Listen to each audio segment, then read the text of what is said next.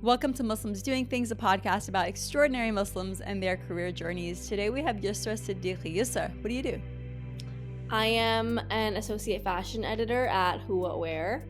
So I write about all things fashion, trend, I do interviews, cover stories, all that jazz. So at your core, do you consider yourself a journalist, or do you consider yourself like almost a style maker? What do you consider yourself at your core? I guess I would consider myself a journalist just because I did go to journalism school. I do have that degree, and in terms of the things I write about, what I write about, most of my articles do have a lot of research. So I am doing cover stories that interview different celebrities. I am doing trend pieces. When I do write about modest fashion, I'm interviewing people and I'm doing a lot of research, and that goes into the back end. So I would do consider myself a journalist just because there's a lot that goes more into my writing than simple writing about style. That I do have those easier stories, but at my core, my focus is those heavier lift pieces. I'm looking forward to getting into this because the thing about fashion is like there's tastemakers and there's consumers, and tastemakers can sit in your seat and do sit in your seat, right? And they're the people who tell people like, this is what's up. Like, this is the direction you want to go. You know, you have that power and then everybody follows. So, Yeah. and you have that choice, right? And you're going to constantly have that choice throughout your career. Do you focus more on the tastemaking? Do you do the deep journalism, or do you do a bit of both and kind of follow who the tastemakers are? So I'm excited to get into this. I'm just wildly curious about just about everything. So I love to learn about people's careers. But take us way back, Yusra. Where were you born? Where was I born? I was born in Queens, New York. And I'm not a New Yorker. I was born there and I went to school there, but I moved to New Jersey when I was 5. So I do consider myself a Jersey girl at heart because I don't really have any memories of childhood in New York. So I was born in New Jersey and I have been there ever since. I have not moved and I don't plan on ever moving. And did you know as a kid, as you were kind of growing up, did you know that fashion or journalism, either of which is the direction you were going to take? Like, walk us through your early years in school and kind of your thought process. Yeah, I mean, as a child, I was always a creative. I was like both a very emotional child and a very creative child. So I would channel a lot of my emotions into creativity. I was like always begging my parents to take me to the craft store and do like beading and coloring and all that. I loved art classes, and but it was never something that was like not encouraged. I mean, it was encouraged in terms of like, oh, they want your kids to do something, but it was never pushed for that in that direction. So I never thought it was something I could do until high school, which is still early for a lot of people figuring out what they want to do. My high school actually offered fashion classes very weirdly, like it's a very rare thing for that to be offered, and I took it every year till senior year. And someone came in to talk about careers and different careers in business, and I still couldn't figure it out. But I also really, really loved writing. I was in AP Lit at the time, and my teacher was really focused on like helping me grow as a writer because he thought I had potential. So, and I would looked up stuff online on careers, and there weren't a lot of that time. Like Instagram was starting to be big. Like it was still, people were posting their careers, and I followed a few fashion editors, and that's kind of where I figured out what I really wanted to do because I loved writing and I loved fashion, and I kind of wanted to combine the two together. I didn't see myself on the business side of things. I didn't see myself on the design side of things. So writing was like that perfect sweet spot that I really loved doing. And when I went to college, I that was my freshman year. I was in the fashion media program, so it was basically a journalism program at LAM College in New York City. And I do you want me to take me through like every single throughout college? Yeah, I would love to hear it. Yeah. So it wasn't until high school, I was in fashion class. I planned the school's fashion show. I was very much I kind of wore things that a normal person should not have worn to high school, but that's just something that really made me happy, and I loved putting myself out in that way. I kind of there's like almost like when you start wearing hijab, there's almost like an identity, not a crisis, but I was a very, very insecure teenager, and clothes is kind of where I found that confidence. It was like the time of like Dina Tokyo and like people like that, like coming up in the scene. And I remember just putting on a nice outfit and like doing a hijab style like that made me feel more confident, and I love that connection. and I wanted to tap into that in my career because there was, a lot of influencers and YouTubers, but I really wanted someone in the industry. I really wanted to be Mhm. someone in the industry, and there were a few people, but I really wanted to have that, not power, but I guess that position to influence the industry because the industry still was, very white and not very inclusive, and it's something that I really wanted to change. So when I started college, I was like fresh, like I was so dedicated and I would volunteer a lot. Our school offered like volunteers to be at fashion shows and volunteer backstage. So that was like my first thing. And I think I wanted to prove people wrong very much so because it was a thing where people were like, "What are you doing? Like, why is this your career? Or, like, you're pigeonholing yourself." Like, my family was supportive, but they were still like kind of weary, the kind of way where they're not like 100% on board, but they're kind of like, "Okay, we'll let you do that," but they're also kind of like scared. And so my whole mission was like, I'm going to prove everyone wrong. And I also didn't get into my dream school. My dream school was FIT and I got waitlisted. So that was like another like hit and I was like, no, I need to keep going and I need to prove. And it was kind of like I don't know, I was just so focused. Like sometimes I think I want that focus back. I want that motivation back that I did had when I was in college. And sorry, I'm like rambling so much. No, no, it's really wonderful to hear the story, and it's interesting because I have a few observations about how like a few things were happening at that time, right? When you were in high school, and you said it was the era of like Dina Tokyo and kind of like the rise of the fashionable hijabi. It's Yeah. not that just that like you had something to prove; we all had something to prove, Yeah. right? Before that, hijab and fashion were not synonymous by any stretch. Like it was kind of embarrassing. I remember like going to weddings and I'd be like layering layer after layer after layer, and it just looked really ugly and I'd be like embarrassed. And I actually, the other day, it's so funny. There's a girl who is an acquaintance of mine, and I distinctly remember her telling me, and she's a bit older than me, like, man, you're so much prettier without hijab. And I was like 20 years old. And looking back, I was just reflecting on like, that's such a cruel thing to tell somebody. And this is before the Dina Tokyo era, before Yeah. like effectively a collection of us made hijab our own and like frankly made it like really cool and like gave it like a whole aesthetic and gave it a culture. So this is happening and it seems like that's around the time when maybe you chose to put on hijab. Is that right? Yeah, I started putting hijab in ninth grade, so, like, right, that was the Right whole then. thing was starting. Right then. So I A, think you're someone, like, figuring out launched your it even. identity. Many of us became like I think that like I like cool stuff, but I wouldn't consider myself like somebody super invested in fashion. But I became that because I wore hijab and I had to like overcompensate, right?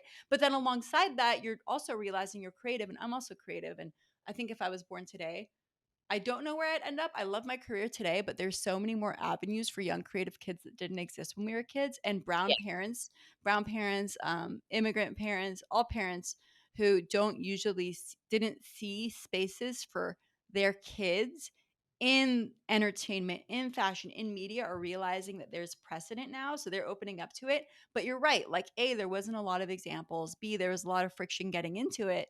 So you're sitting here figuring out what your personal style is. All of us are figuring out our collective style. You realize you want to have a creative career and you're just like running. So you make it to fashion school.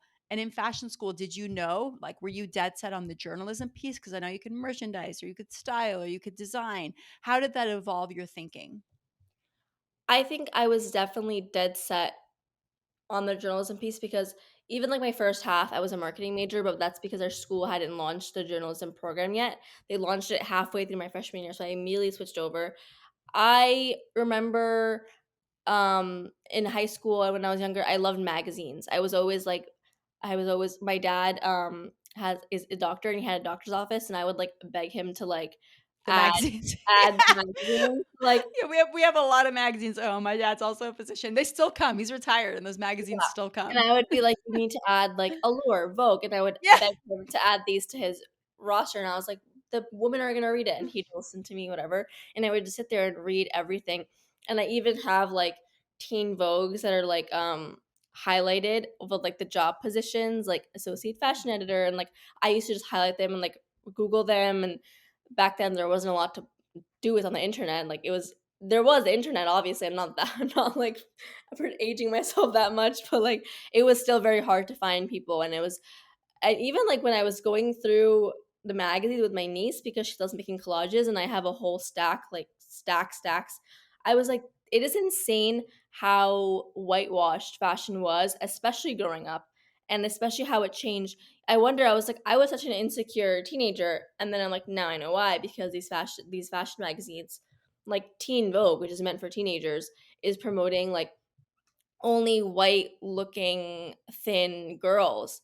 And it was very much like that was modest fashion was not a thing. It was not No, like no one was no. it was very rare to find anything in that time. And I remember going to like Limited 2 and like Forever 21 and like trying to piece things together. And people say like fashion, is frivolous in clothes, but in that age, in any age, I think what you put on has so much to tie with your level of confidence and who you kind of want to be as a person. And like Totally. so like especially when you're in high school, that is like there's like people and like groups and like all these like popularity and like as much as people are like that stuff doesn't matter. As when you're like 15 years old, that stuff is like the whole world to you. Right. Because those are the people you're seeing 5 days a week from like 7 a.m. to like 4 p.m.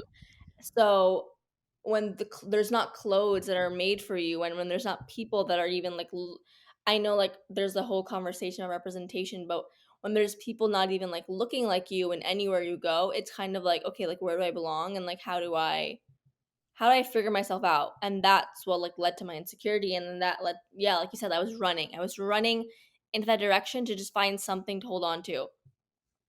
So that's why I ran into my career so hard, because I was like, it was almost like there's nothing here, and I need not to be the first, because there was definitely up. I met people in fashion that were in school with me and things like that, but it was more like this has to change because this made me so insecure, and this is not okay.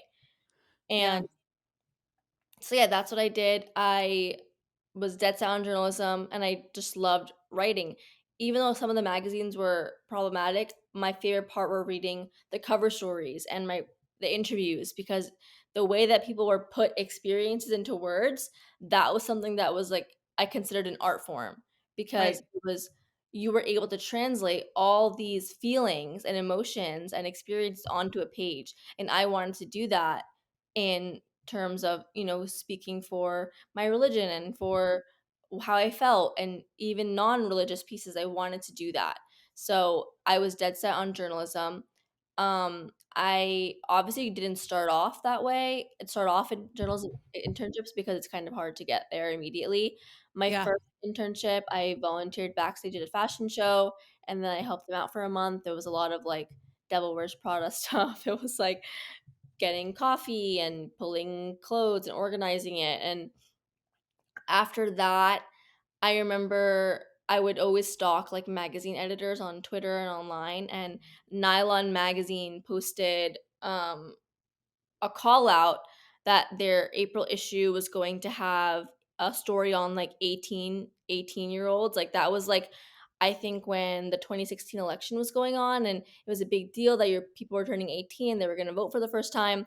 So they were doing a piece on different 18-year-olds in America. And I remember I just saw that on Twitter, and they're like apply, and I Hmm. remember being in the middle of class and on my laptop, and I applied.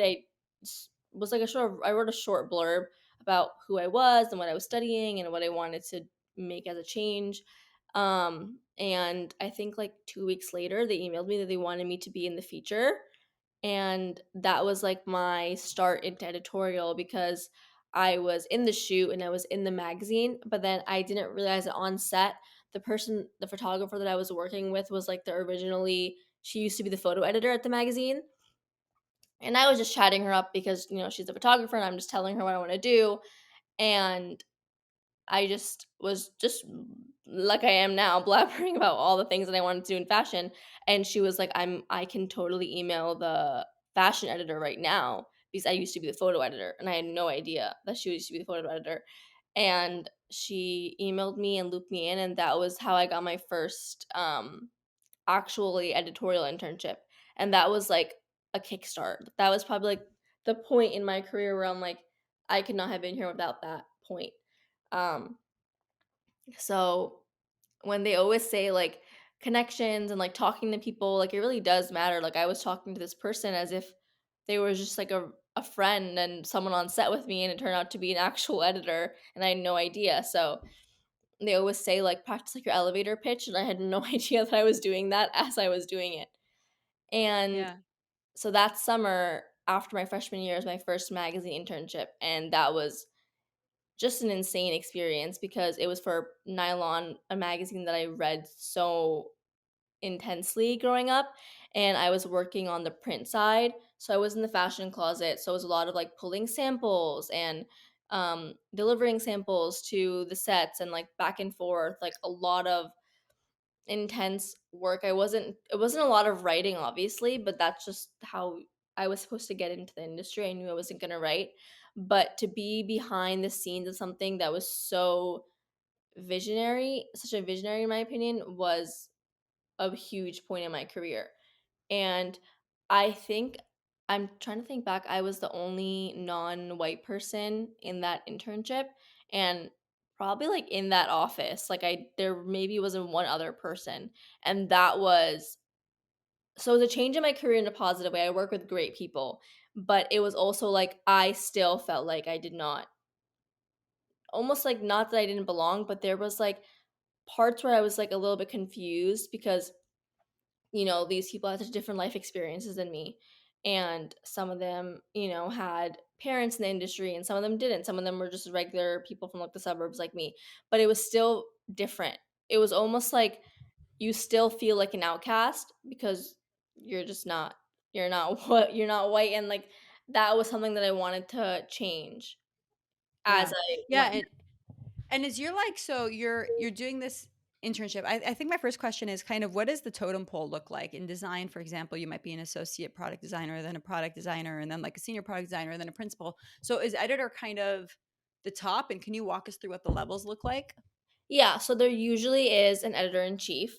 Um, there's obviously more positions in bigger publications, but let's say when I was at Nylon, there was an editor in chief, and there was like a fashion director, and that person is usually directing shoots or like directing the site. There's editorial director, which is more of an online presence, but there was a fashion director. So when I was an intern, it was editor in chief, fashion director, and then there were senior editors who are they're still in the editor level, but they're more of a seniority. They've been there for a longer time, and then I was under a fashion editor. Hmm. So this is all print. So she was writing stories, and she was more focused on the print side of things. So she was handling photo shoots, pulling pieces, calling pieces in, figuring out what the look was going to be for each photo shoot. We did a lot of covers. I remember my favorite cover that we did was like the Stranger Things kids, when they were first when they were still little and adorable and cute. Now they're so grown up. But that was like their one of their first shoots. And just to give an example of things that I had to do as an intern, the magazine theme shoot was like Greaser and Converse sent a bunch of Converse. And the fashion director was like, these Converse are too clean. So me and another intern had to go to Washington Square Park in the dirt and cover these Converse in like dirt. I'm sorry, I have like a little bit of a cough. We had to sit in the Washington Square Park, cover these Converse in dirt, and like go to the fountain, like dip water. It was a whole thing. People were filming us. People thought we were crazy, and that was like a real intern moment. That I was like, okay, this is like what they do in the movies, and I'm doing that right now. But Yeah, somebody has a vision and I'm making their vision happen no matter what it I, takes. That's hilarious. And so you're in this internship and mostly you're kind of doing, you're aiding the vision of your fashion editor and you're still in school at this point, right? So do yeah, you go back to school and still keep the internship going or is that not really common? there were internships for the fall, summer, and then spring. So this was the summer, and it ended in around August, and I went back to school. This is my right after my freshman year. So this is between my freshman year and my sophomore year. And after that, I think that was not that it was a tiring internship, but it was so intense that I was very much like, okay, maybe I'll take a step back. And I wanted to kind of like dabble in different fields because a lot of people were not just that time there wasn't like a plethora of internships in editorial. It was like you kind of have to mix around different fields. So that fall, I took a marketing internship, and it was like not what I wanted to do at all. I don't think I was very good at it. And that was actually the first time I worked for a man. I would not do that ever again. I don't recommend that experience. It was very not creative. It was very strategic and planning in terms of marketing and social media. And at that time I was growing my social media presence, but I from that internship I knew that I did not want social media to be my career. Um You solely know, it's because fascinating. Sorry, I have to say it's yeah. really interesting because you work in a career where working with men is probably the minority in fashion. Mhm. That's probably true. Is that true? It's Yes. probably most women. And in my career, men are the majority. I'm in technology. I've personally had a great experience working with men, but also like I work with really fantastic people. But I think that and women, of course. But I think that what's really interesting about fashion is when you said that, I was like, oh, that's so wild that working with a man in fashion is probably a little bit of an anomaly. Like it's less normal than working with a woman, at least on the editorial side. Mhm. Um, Probably one of the few industry, maybe one of the industries that is reflected. There might be other industries like that too. I'm not sure.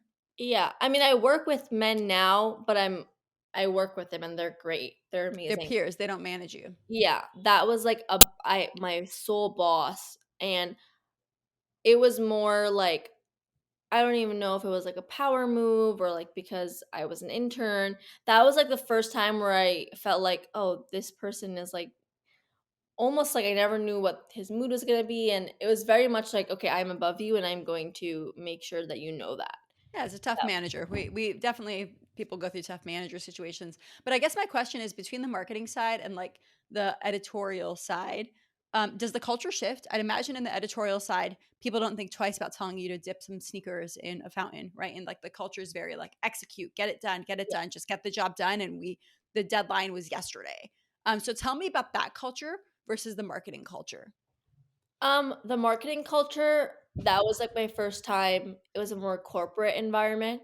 And that's not to say that's a bad thing. It was more just like also there wasn't a lot for me to do as an intern. I think at that time people had interns, but they didn't kind of have this that especially that internship, they didn't really know what they wanted me to do. It wasn't like a set program, it wasn't anything like that. Versus editorial, there's things always needed to be done. It Right. was a shoot, always something had to be done. So in this internship, it was kind of like there were days where I would kind of just sit around and do nothing. And then Wild. yeah, it was very much I'm sure other marketing internships have a lot to do in terms of like Excels and spreadsheets, and it was that kind of thing. And that was something that I did not see myself Well, doing. the difference I think is that marketing is like obviously there's a lot of execution, but there's a lot of strategy. You have to have like a plan and then kind of Yeah, like, push the plan down. Whereas on the editorial side, like, yes, you need to have that vision and the strategy, but execution is critical. everything. Without the execution, you have nothing, right? So you have all these interns just making sure you execute, making sure the Yeah, Stranger Things kid has the right shoes on. It's not half a size too small, making sure that the boss has her coffee so she doesn't, terrorize everybody because exactly. 10 minutes of her time to get the coffee costs whatever $1,000 it costs to have everybody on set, getting everything together. So it's just a very different dynamic. I can see how Yeah. you'd be attracted to the editorial side. It sounds fun, honestly. Yeah, and even though some in the editorial side, like, some days were exhausting and some days where I was like, "I can't believe I'm doing this," it still felt like almost, like, fun because I felt like a part of something. It Because energized you. Yeah. yeah, Yeah. I'm sure people have horror stories in internships. This internship was not a horror story. I still had a very pleasant experience, still talked to the people that I worked with. It was more because it was still um I was still doing things that were creative and I was still doing things, but I wasn't like taking advantage of that. Stranger Things thing was probably the one time where I was like really in the dirt doing crazy Yeah, things. it's just the job. Like, it's just what Yeah, the it was job an needs. intern job. It makes sense. It was an intern carrying Yeah. around luggages of clothes. Like that was just the thing back then, and I felt a part of something. And yes, I was going home a little bit tired and I was going home, but I felt like whenever that magazine would come out, I would be so happy Like, to be this like, is mine. I took part in that. Like that was something that even now I look back and still have pictures on my phone of like the sets and like the pictures of like all the little Stranger Things, like all their names and their clothes. And I remember just like that was something that felt like so Right. good to me that was, like, this creative thing, and then when I went to the marketing internship, I had a crisis where I was like, "What am I doing?" I was like, "I don't feel Right. part of something." What's my value? Yeah, and I had really intense anxiety at that time. I remember, I mean, I've always struggled with anxiety, but that time my anxiety was high. I remember there was days where I didn't even want to go to work. I didn't want to go Mm. to my internship. I was like, I really don't want to go. I would call out sick, and it was just something that I did not find pleasure in doing. And it wasn't that I wasn't a good intern. I was like, this is just not You weren't something into it. You had a tough I boss, was. it sounds like. For a lot of reasons, it sounds like it just wasn't the right fit. But that's the beauty of internships, and that's something that's nice about fashion is internships are more or less expected every summer. Yeah. And I think that not all areas are like that. And it kind of should be because you could have not had that experience and been like, cool, the first job I got was marketing. This is what I'm doing forever. But so you move past that internship and then do you graduate No, or do you have more? this is Yeah. still my I graduated in 2020, so this was still my sophomore year. This was 2016 or 2017, I can't remember the exact time it was. And then after that internship, I was very much in a crisis and I was like drained. I didn't do another internship that that year. I took a break because I was like that was very I think that later on semester I worked retail, like I worked at Nordstrom just because we had to get retail experience in Oh, our it's as cool. part of my degree, and I wanted the extra cash as well. So it was like holiday time. I worked at Nordstrom. That was I honestly think like that also taught me a lot. I have done a few retail jobs and I understand why my school wanted me to do that. Just customer service, learning like sometimes I feel like people should work retail because they need to realize like how to treat another human being when they're at Mm, stores. And so I worked at Nordstrom in the shoes department.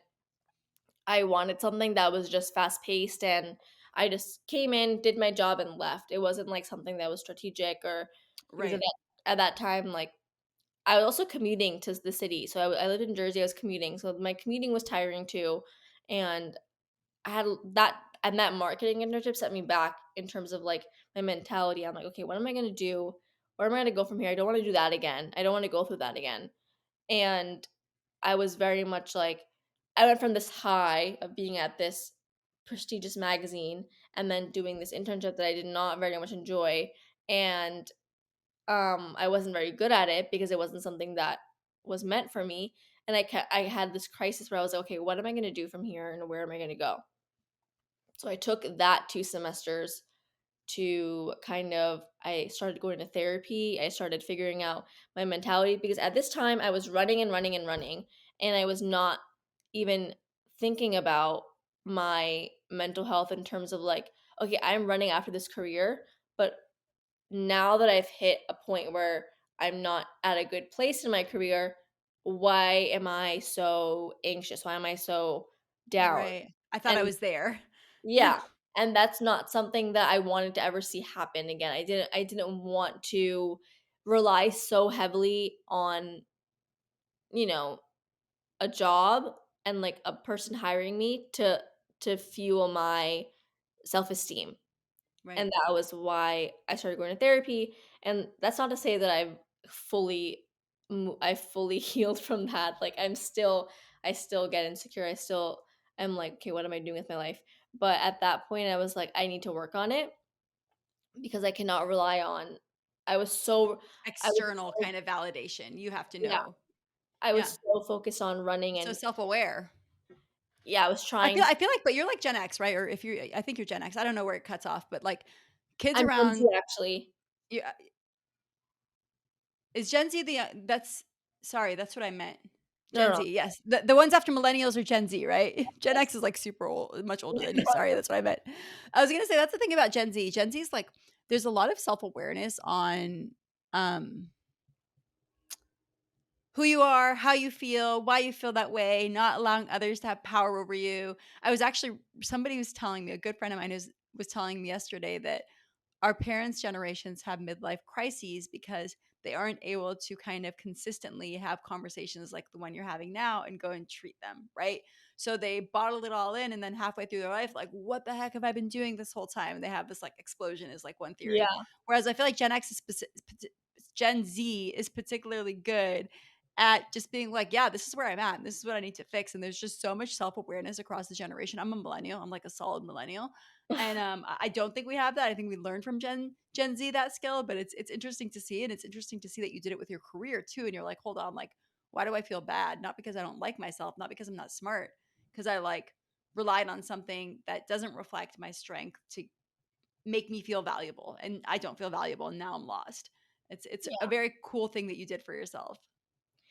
And that thank you, and that means a lot, and I think I was just so also, like, it was, like, almost like the anxiety was exploding out of me, and it was the Right. point where I was like, I didn't wanna go to class, I didn't wanna get up, and I was like, "Okay, I need to figure this out because I cannot this is, like I'm halfway through school, I'm halfway through getting my degree," and I was like, "I'm not gonna give up so easily." Like, I was able to do even, like, right now in therapy, I'm working on not focusing on the past and focusing on what's right in front of you, what can you do right now? And that's something that I've Right. always struggled with, and I think about uh, even as she was my therapist was like, as a woman, we always look to the past or we either look to the really far future and we're never looking at Mhm. the right now. So that was something that I was trying to do. I'm still trying to do. And I did that. And then it wasn't until junior year that I took another internship. I did another internship. That was my first digital editorial internships. So it was my first for my first journey into writing online and writing stories and being in pitch meetings, and it was for a weddings magazine. So it wasn't something that I was like I wasn't in planning to be a weddings editor, but that's just kind of how it was. You wanted to get your step in the door in terms of digital, and that was a learning experience for me because I was so used to the fast pace of editorial in terms of print, and I always that term and that time print was kind of dying. Right when I finished that Nylon internship, the magazine folded and they only focused on digital. So at that time, a lot of print magazines were folding. So I was like, okay, I need to focus more on digital. And that's what I want to do. And that was my first digital internship. So it was a lot of being in the pitch meetings, writing fast-paced stories, like this story was coming out about this person and I had to write it up right away, make sure there's no typos. And that was something where I was like another learning curve. I was like, okay, this is anxiety inducing because it was so fast paced. Because Yeah. even in terms of editorial, what I did previously, it was fast paced, but it was more like this is not coming out till later. Yeah, you have, like, a few months or weeks or whatever it Yeah. is, but digital is like, "Hold on, we can publish this now." Yeah, this needs to go live within an hour, and if it's not going live Right. within an hour, like, you're getting in trouble. And that was my first foray into it, and then right after that, in the summer and this is also when I started doing a lot more writing in school. I was, like, working for the school magazine, I was, like, writing for their stories, and I was sending stuff online to other websites. I was, like, blogging when blogging was, like, a thing, and I loved writing creative stories. Like even if it was no one was reading it, I just love that I always have journals. Like I would love that foray into writing. I was writing about modest fashion, but I was also writing about I loved connecting TV and movies to modern day fashion. That's something that I've always Mm. been interested in and I still write about today.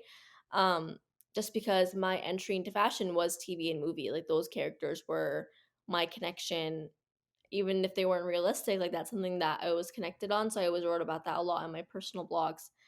And after that, I interned at Who What Wear, so that's where I am now. And And so this is you sorry, you mentioned personal blogs. Were you keeping a yeah. personal blog this whole time throughout all this and kinda building your social media network? Yes. I was building that the whole time. I was posting not only outfits, but I was posting the different the different runway collections I was really interested in. I was um the different like I would go into like Soho and take pictures of like the different new items and just Mm, it wasn't just outfits. It was kind of like almost like I was building not a resume, but almost like a digital portfolio. yeah, folio of who I wanted to be in fashion. I And saw is that, like, critical? Like, is that how you get the internship? Without it, is it much harder? Is that how you get the job? I don't think it makes it much I mean, I think it's important to have a presence. I don't think you need to have like a following, but I think that in fashion, they do like seeing like what you're interested in. And I Right. don't think many of them even saw my Instagram before hiring me. If maybe a few of them did, um, but it was more like I would show my blog and I would show a folio of like this is what I'm interested in, and it was very important, especially because this time Instagram was so monumental in fashion. You know, editors were posting, buyers were posting, retailers were relaunching their social media Mm. platforms, and like that was a time where you had to be on social media to be in the know. Now, I think you still do, but back then it was like you wouldn't know a new brand unless you followed this editor that was posting about it or writing How has about that changed? Has it, like, moved to TikTok? Has it moved off of Instagram? Like, what's changed? I think it's definitely, I mean, I think Instagram is still, I know Gen Z like say Instagram is dying. Maybe it's because I'm older Gen Z. Like I don't think it's fully dead. I think a lot of people in fashion are still very relative, and I mean very relevant on Instagram. And I think that it definitely has changed towards TikTok, but also there's like newsletters and like Substacks, and Huh. I think now it's like so there's so much to take in, and I feel like it's a little bit almost harder. There's Twitter. A lot of fashion journalists are on Twitter, and I think there's so much to work with. I feel like back then it was solely Instagram, and Yeah. I was also on Tumblr a lot, and like Yeah. Tumblr was a huge thing when I was in high school and college, and that was very much where I found a lot of fashion as well. So, but I think now it's definitely there's across all platforms. TikTok is definitely huge, but I Yeah. think I've met people that are non TikTok and they can get away with it. Like they can still Yeah. do their I job. think the key is regardless of what platform it is, the ability to one, show your taste. And that's like what you use Instagram for to show like, no, like I have taste because ultimately, again, like I said, you guys are the tastemakers, you're the influencers of taste at the high level. The second thing is to show your ability to tell a story, especially if you're writing, and you can do that on Instagram. You can do it easier on TikTok probably because there's a little bit more of a video format, and like you could do it on Twitter. So aside from your ability to show taste and your ability to tell a story, you also showed an ability to build a platform. You have like 36,000 on Instagram. Do you have platforms other places too outside of Instagram? I like kind of post on TikTok, but not too much. But I kind of I have just been doing that. It's fun. I think I have like 10K on TikTok, but I don't post on there often. Maybe I'm like trying to, but it's not something that it's not my focus. Right, In terms right. Social. of But so you have the platform, you have the storytelling ability, and you have like the visual aesthetic. And you have the experience now. What are the other ingredients that you think got you to the job who what where that people who are also interested in fashion editing, what are steps they should take? That's a very loaded question. I'm like, I want to give the right advice. I think the steps, because that internship that I did at Who Aware was like very much helpful, but a lot of my coworkers are not. They didn't start off as interns. Only a few of us did. I think the steps that you need to take, especially now that I've been listening on like hiring processes and like what they're looking for, I think there definitely needs to be, you have to do a lot of research, especially because fashion, I think, is very much saturated. And it's, like I feel like a lot of industries are saturated, entertainment, music, everything. And I think you need to be putting in the effort into reading what's going out. I think that's, if you want to be an editor, you have to read. I wake up in the morning and I read every website. Hmm. Sometimes I read from everything from Vogue, to even like smaller websites. You need to know what's going on in the industry, because the reason why I remember I stood out, my my boss have told me that is because the things I were pitching and the things that I were wanting to do were like not never been done before. Hmm. And even like I think that was a challenge as a Muslim person in the industry, because that was kind of like a pressure we had to do something different. Right, to be different because you're an exception because you're there anyway, right? It's kind of the Yeah, perception. That's what happens with people who are stereotyped. They become exceptions when they kind of break the mold and make it into fashion. yeah. And I remember, people who were not, I mean, people who weren't Muslim or people who weren't um, white in the industry. They kind of had, there was kind of the same stories being written. That's not to say that. some of these white editors were not brilliant. They had amazing ideas. But as someone who was, when I talked to people who are of color and in the industry, they noticed that they had to prove themselves, yeah, to be Right, different, harder. 10 harder. times harder, that's how it Yeah, always is, you and actually, to go back to something you said in the beginning of the episode, I think that's why I became interested in fashion, I think that's why many hijabis can become interested in fashion is you have this narrative that's pre-written about you, and the only way you can break it is by showing up and not fitting it, yeah, right?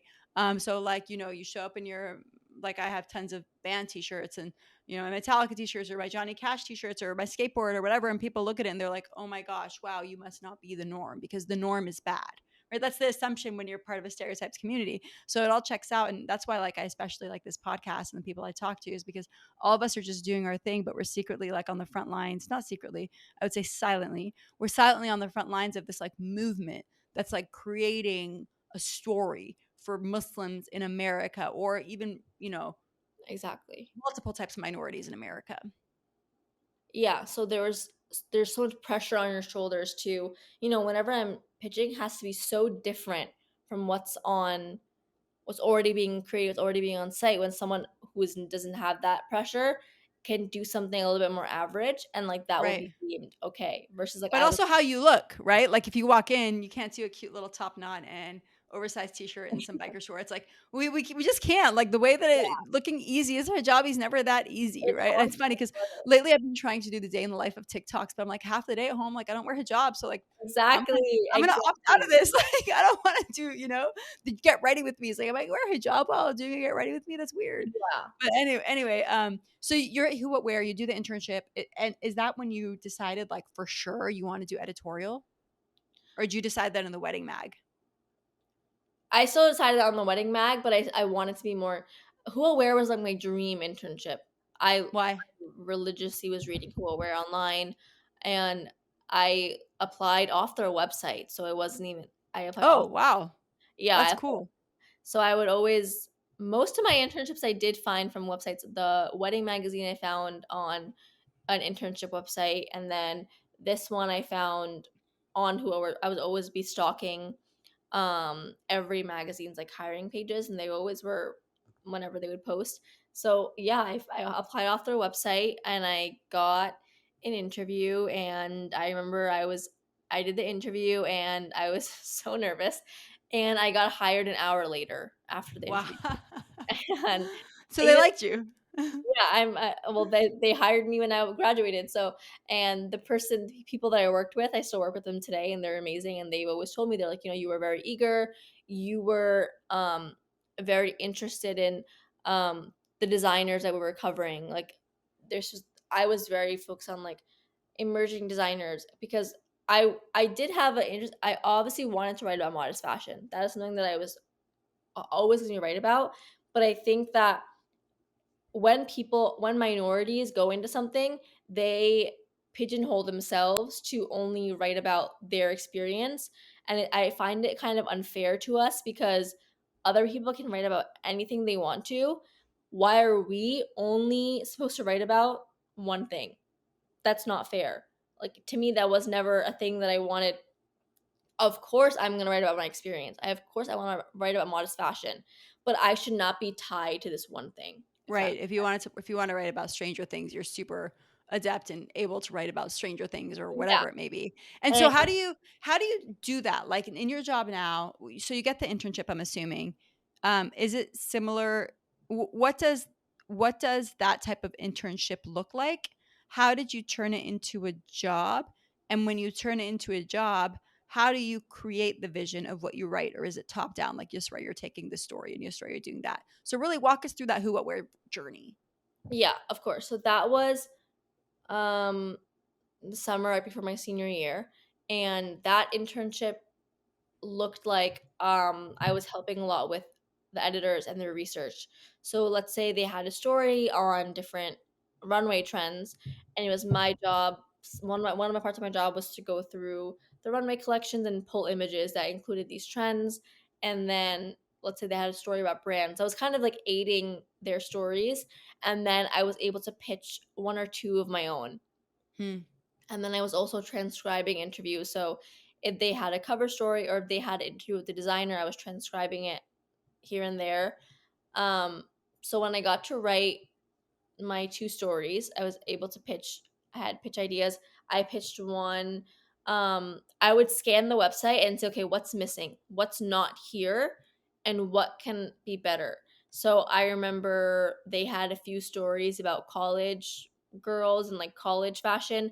And I remember clicking on the article and it was like, what college girl should have. And like the first thing was like a Prada backpack. And I was like, I was like, I don't know any college girl that they interviewed people that weren't in college, which is kind of interesting.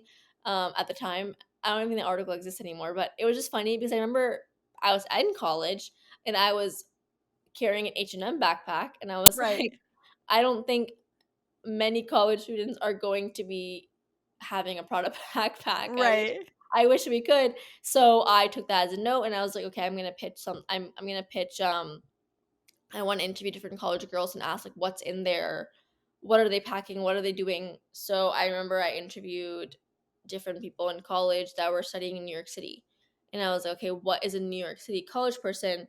Because they loved covering New York, like big cities. So I was like, okay, I'm gonna tie that into college and actually make it realistic and ask people who are actually in college from different colleges in New York and see what they were doing. So that was something they loved. So it was very much looking at what's missing and not being afraid to be like, not be like, hey, this is wrong, but be like, I have factual evidence to prove that this is not maybe the best angle that we could be doing because I've talked to actual people in college and this is not what they're buying. And I So think, you would talk to them before even pitching. So you'd come with kind of evidence and a substantiated yeah, argument. That's so smart. So you effectively kind of pre-vet the story because otherwise the editor's just like, sounds good or like, meh, doesn't sound good. And I'm literally reading a book right now by Adam Grant called Think Again. And it's about how people change their minds if you ask them questions and give them the evidence for them to change their minds, not by you telling them. So you're like, here's the evidence now. yeah. You tell me if this is what you think you need. And I think with the boom of like TikTok and social media, I think people are not having shorter conversations or shorter explanations, but I think they're not even like they're not as vetted enough, but I think I want people to remember that, as you're applying for jobs, you need to come with a lot prepared. You can't just have Right. a simple answer because you need to have evidence. Like I said, you have to have research. Even in my current pitch emails, I'm not even an intern or assistant anymore. I'm an associate level. My pitches notes, I will have like a paragraph because I'm like, I need you to understand why this is important. Here are pictures of what I've screenshotted of things that prove that. And that puts in the extra mile because that's what I've noticed. So I think that's a big step into having the research and backing that goes into it because you're as an intern to be given that time is a very much like a privilege, like you're being given this time to pitch something and write something that's not many interns get to do, so you want to come prepared. And I think Right. I've noticed that some people, not that there's like an entitlement, but I think that TikTok and social media have glamorized these industries so much. Right. I think that people aren't understanding the work that goes into it and what you have to do because things with these day in the lives, and I love them. I watch them before I go to sleep. But I think TikTok has glamorized a lot of these industries, especially creative industries, because it's a 60-second clip. There's not a lot there's not a lot that you can show in 60 seconds. There's a little glimpse of it. And I think the younger generation is holding on to that glimpse. And I think Right. that as that's why like I'm always like reluctant to show on TikTok like it's part of my job and this is this because I don't want people to think that like this is all there is. And I want to help people understand that there's so much that goes back into it. And I want them to go to these interviews and be prepared. And I think that as I've been talking to people that have been hiring Gen Z and working with Gen Z, they're like some of these Gen Zers. I'm a Gen Zer, so I totally understand. And like some of them are not understanding like how much research and backing you have to go into that because some people are using their platforms to make it look easy, if that makes sense. Right. No, it makes a ton of sense. It makes a ton of sense. It takes a lot of work. And in terms of kind of a day in the life, but what does a day look like in your life today as an editor at Who What Wear? So I start at 9:30 It's like typical hours. I usually start off by it's kind of boring. I go through like emails and like as an editor, you're getting a lot of pitches in terms of brands are emailing you and designers are emailing you, publicists are emailing you. So when I wake up, my inbox is usually at like 700 to 1,000, and it is a lot. So usually sifting through that, and then once a week, I usually like the mornings to start out with my pitches. So I pitch on a 2 to 3 week cycle. So when I'm pitching this week is going live in 3 weeks. So I usually start off by doing that. I write And around how many pitches is it? Yeah, tell us about that. Yeah, I write around 6 stories a week. Um, Whoa. yeah. So in that 3-week cycle, there's like 18 things that might go live with your name in it. Yes. Whoa. And how long are these stories? That's incredible. It depends. So I usually like to, especially like this is what I want to talk about. Especially, I actually talked to my a college class at my college recently, and I was like, the thing about digital fashion is that there are some stories that are going to be lower lift that you're going to write, and it's not going to be like the biggest feature in the world, but that's okay because as a digital company, they're relying on content and they're relying Right. on many stories coming out. Print is dying, fashion, it's not like, I mean, it makes money, but it's not the biggest money maker in the world. So that's why these content and these stories need to go live. So a lot of it, so we're able to make money off of that. So I write probably like around like 5 stories a week, and I'll usually try to make it that one or two are bigger lift pieces. Right. So it'll be like a trend feature or I'm pulling from runways, or it'll be like an interview. And then around once a month I'll do a big piece where maybe I'll be doing the cover story, where like last this month it was the cover story. I interviewed Madelyn Cline. That was like my big piece for the month. And then or it'll be I'm interviewing different designers and I'm interviewing different stylists. So those are the bigger pieces where, I'm scheduling an interview, I'm doing that, I'm transcribing it and I'm editing it into this piece, I'm submitting art for it. And then you have lower lift pieces that are like more shopping roundups, or like these are the best winter pieces to buy, and these are I'm vetting market on website, so I'm going through every shopping website and finding the best market, which is still, it's less writing, it's more market research that it can take hours. um Especially because I have a goal to make sure in my products I have different sizes and I have different prices, and I Mhm. have things that are, for me, I obviously am a modest dresser, so for me I'm looking at, I'm making sure I have modest pieces in the inclusion as well. So even though those are lower lift pieces, because they're more shopping, they still take quite a bit of effort. So I kind of have to work balancing that, because Yeah. sometimes in the beginning I was so dedicated to pitching all these heavy lift stories, and I Yeah. was, yeah, because I was like, oh, I'm a journalist, like I need to pitch all these like really um crazy stories, and Right. kind of like like shoot myself in the foot because I didn't no one has that capability, because I was so focused on the pieces that I was reading growing up, like all these magazine pieces, but these people were spending weeks, and maybe that was the one story they wrote for the magazine that month, and I'm writing, 20 stories a month. So it's like That's wild. I had when I told people in my college, when I was talking to the students, I was like, you have to give yourself grace, because it's a very fast-paced industry, and digital, you can't be hard on yourself to be like, okay, I'm writing a story about shoes and it's not that monumental. But for me, I kind of think of it like I cannot write those heavy hitter and important pieces without those pieces along the way. Well, it's also training, right? You're training your brain how to write. You're figuring out how to like writing short things is actually challenging. The TikTok Yeah. bio kills me. I'm like always changing it and trying to figure out how I can like define myself and however many characters. So it's harder in some ways and of course easier in other ways. So is your plan to stay on the editor path and to grow as an editor, or what do you see yourself doing next? How do you like if you close your eyes and see yourself in 10 years, what does it look like? Oh my gosh, in 10 years. Well, I definitely want to stay on. Right now, I'm an associate editor. I just got promoted from an assistant editor. Congrats. Thank you. So now I'm an associate fashion editor, and I see myself on the same path. That's something that I've always wanted to stay on. I want in the near future, I want to write even more features. Um, I just started writing cover stories, and cover stories, I can go into that later. They're very difficult to write, and they take a long time, especially How because come? Tell me about him. um because you are for me the first two that I did. The first one I interviewed Jenna Ortega for Wednesday, Yeah, and I love her.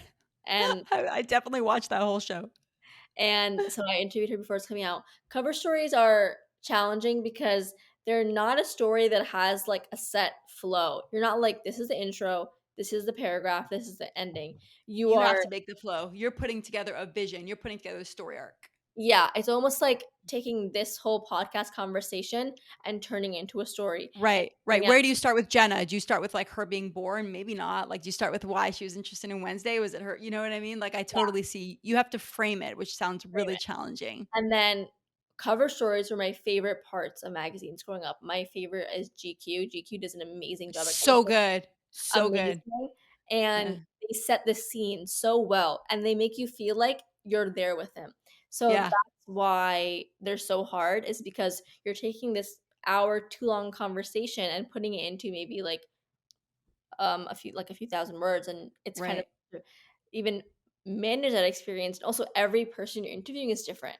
So I've been interviewing Gen Z celebrities, and Gen Z, that's like kind of like where I'm with right now, and I actually enjoy doing that because I'm very much not relatable to these people, but I can understand where they are You at get it. in Yeah, life. you get it. And you also understand, like, if you said, I'm sure people listening to the podcast were like, Jenny Ortega, Wednesday, what? If you told anybody like college aged or younger who Jenny Ortega, they'd like fall out of their chairs, right? So there's like definitely celebrities that resonate with different just generations, Yeah, more or less.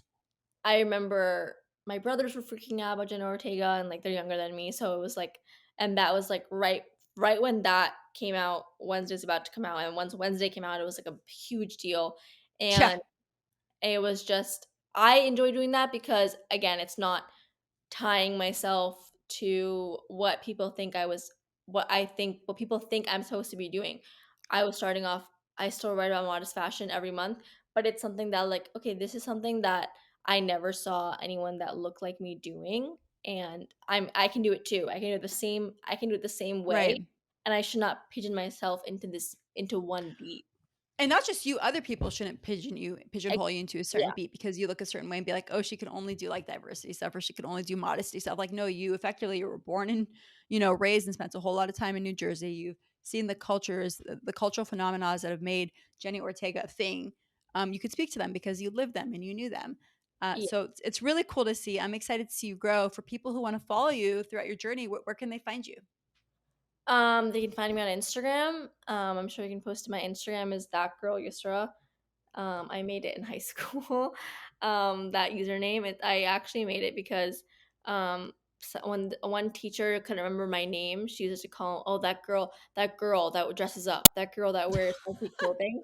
Um, and someone told me that, and I just made it my Instagram name. I was like, that girl Yusra, because she couldn't remember my name, and she was like, that girl that wears really weird clothing, and like that was what she referred to me as. And then my TikTok is also that girl Yusra, but I think it has another A at the end because I got on TikTok very late, so my name was taken. All right. Well, I'll be sure to link it. And before I let you go, what's your favorite story you've written to date?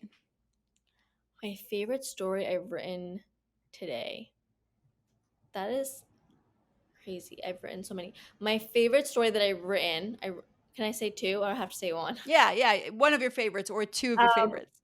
my favorite story that I've written, I wrote this last year when Bridgerton came out. I wrote a story about I interviewed the makeup artist on Bridgerton, and I talked about when Bridgerton came out, it was such an effect on South Asian beauty. Mm-hmm. So I wrote a whole article about colorism in South Asia and how we see colorism and how that show was kind of like a changing point to see someone that was darker skinned and was not it wasn't even a point in the show. It wasn't even mentioned in the show, her skin once. And I think that was so I wanted to create a conversation about that because colorism is so prevalent in my Right. culture. And when I married my husband, people would tell me, "You are so lucky to marry someone that is so light skinned," which is crazy. People told me that before my wedding. I was told to stay out of the sun and stay inside, and I was given whitening creams as like a It's like a 14-year-old child. gift. It's awful. Oh my Yeah. gosh. So as silly as it sounds, that a TV show made me so emotional, but it did, because it was like for the first time a character that, looked like that was given love and given grace and given almost like a happiness and joy to her, and it had nothing to do with her. They were not even Right. making a point that like she's so lucky to have that. Nothing to do with her looks. She was seen as a person, and as this joyful character. And I wanted to write about that immediately, and I wanted to interview the makeup artist and learn about what was her experience working with her on set. And she even told me that she worked in Bangladesh on a movie set, and they wanted her to make the actresses lighter, and she was like, I'm 100% not doing that. So she talked about being on Bridgerton. That was like a part of the piece at the end where she talked about the products she used, and how she was able to highlight their beauty and not cover it as so many people wanted to do. So that was a really important piece to me, and a lot of people really resonated with that. um, that's why I love connecting entertainment and TV, because it's something that we indulge in, but I love when those things find meaning and people find purpose in it. Right. Um, Right. just because it's something that it's like an art form, and I think when a show was able to show that message, I think that's everything, because there's so many TV shows and so many movies, and I think when you're able to connect to an audience on that level, that is when you've succeeded in my in my opinion. Yeah. Um, that was a favorite story of mine, and a second story that I did, I talked about name necklaces, and it was actually funny because it was like a keyword that I was given to write about because name necklaces were trending, and I wrote about, a lot of people were calling it the Carrie necklace because of Sex in the City. And I basically did a deep dive into the traditional meaning of name necklaces and how they're so important to so many cultures. And I interviewed different people, and why name necklaces and those gold jewelry are so important to the culture. So it was like South Asian culture, Black culture, and that was something that I love doing because it was something that was trending at the time, and Yeah. it was being associated with someone that I did not think was a true association of the trend. And I wanted to get back into, connecting into childhood. So I talked to people um, of different races and cultures and talking about why this trend means so much to you. And people were like, that was the first thing their mother gave them, their grandmother gave them, and they still have it. And it was the Yeah. just special thing. So to take something as simple as a necklace and find meaning in that, that is what I want to do in my career in terms of writing about fashion. I'm holding this necklace now. This is Camila, which I'm obsessed with. Since I got this necklace, I get it from Dubai because it's a very specific designer that I love that makes these necklaces. I've had 2 kids since then, and I've had this like nagging guilt that I haven't been able to go back to Dubai and get the 2 necklaces for my 2 other kids since I got this one. I've had like 3 kids in 5 years or something like really fast. So I'm like, man, like my necklaces can't keep up. And it's literally a nagging source of guilt for me. And I'm so specific about my aesthetic and my vibe that I Yeah. won't just get another name necklace. Like I need this name necklace and I And need to figure out how I want to layer them. It's like 3 kids. It's like, it's really cool. It's kind of geometric. Yeah, the designers are really awesome. I don't know. Got lost in a hijab somewhere. But it's just like the coolest name necklace I've ever seen. I don't think you can see how geometric it is. no, Anybody I who's can see looking. it. Oh, I Yeah. really like that. That It's is so gorgeous. cool. It's so I cool. think I have like 4. It's funny, my mom bought me one when I was born, and I guess she just bought another one. I have no idea why. And I remember I used to wear all of them, and it's used to be funny because like you don't even know your own name. I had 2 in Arabic. I had one Yeah, in that's English. why the teacher couldn't figure it out. But with the English one didn't even help her. Sorry. I know. I had 2 Arabic, 2 in English, and then I even had like a ring from a Pakistani designer, Zohar Rahman, that had like then my first initial in Arabic. So it was something that was so ingrained in people's cultures, and I just wanted to talk about that because Yeah. um like I said, fashion can be seen as frivolous, and that's always my insecure working in fashion. I'm like, especially when I would be growing up, people would be like, "Oh, that's not even important." And so my favorite stories are finding importance Importance. in Yeah. those pieces, and of course, I Yeah. write about frivolous things, that's fine, and that's something that Right. I think that's okay to do. That's how we have Right. to part of our jobs, but I think finding that element of why does clothing mean so much to us, and why does a specific piece mean so much to us, And because why is it not Carrie Bradshaw who came up with it, but our mothers and the mothers, yeah, Black mothers? Because like not everything that's beautiful comes essentially from this like source that everybody believes it comes from. Like it comes from a multitude of women across generations. I love it. I see it and I love it. yeah, and that is exactly why what I'm seeing in so many younger writers and, newer writers these days is that they're reclaiming what fashion means, and they're taking Right. back what these, as simple as a trend, because even if it's a trend that someone's wearing every day, the fact that it's being correlated with something, it changes. It erases people's stories, and it erases, the effect of it, especially, the conversation of cultural appropriation and all these things. Like, the reason why people are so adamant about it is because you're taking something and you're erasing it and you're claiming it that's not yours. And I think that that's a huge thing that I'm noticing. People are taking it back in terms of, even if it's like accessories and the luxury space. There's so many new designers and emerging writers that are Right. taking back that narrative and pushing their own story, because um their stories have been silenced for so long, and as a writer I want to be able to give that platform to anyone I can that has not been able to even share their own story. I'm excited for it. Thank you so much for joining the show, Yusra. And thanks to everybody for tuning in. You can find Yusra in the show notes. Thank you.